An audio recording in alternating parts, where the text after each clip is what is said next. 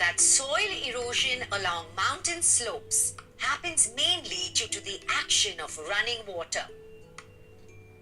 So, if we can somehow slow down the speed of running water or allow the water to percolate into the earth, we may be able to reduce the erosion. So, what are the ways by which we can do this? Alright, for this, let's bring up a miniature model of a mountain. See, barriers can be made along points that are of the same height on mountain slopes using natural materials such as stones, grass, and soil. Trenches can be dug in front of the barriers to collect water to slow it down. Now, this type of barrier is called a contour barrier. And the plowing done along these contours is called contour plowing. Another way to arrest soil erosion is to carve out broad, flat steps along these steep slopes. As you can see, the flat land thus created reduces the speed of water and amount of surface runoff, allowing water to percolate into the soil. It also makes available flat surfaces to grow crops. Now, this method is called terrace farming, and it is well developed and adopted in western and central Himalayas.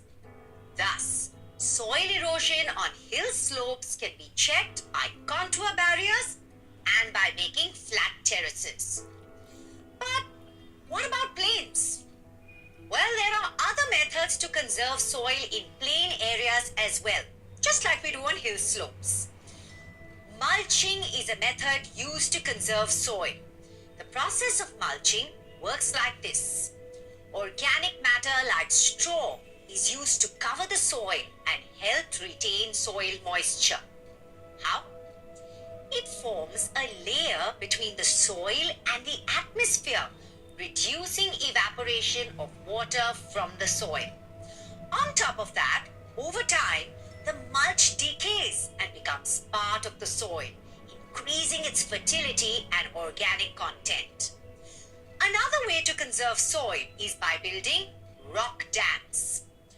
Rocks, sandbags, or gravel are piled up along a drainage channel to reduce the speed of flowing water, thereby reducing the extent of soil erosion. Next up, strip cropping. Now, in strip cropping, strips of grass are left to grow between crops. This helps in breaking the flow of the wind, thus arresting soil erosion.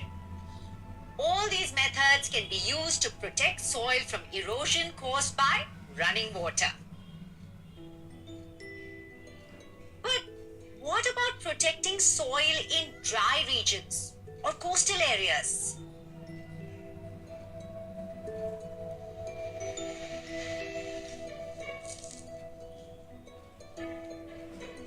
In such areas, soil erosion occurs mainly because of wind.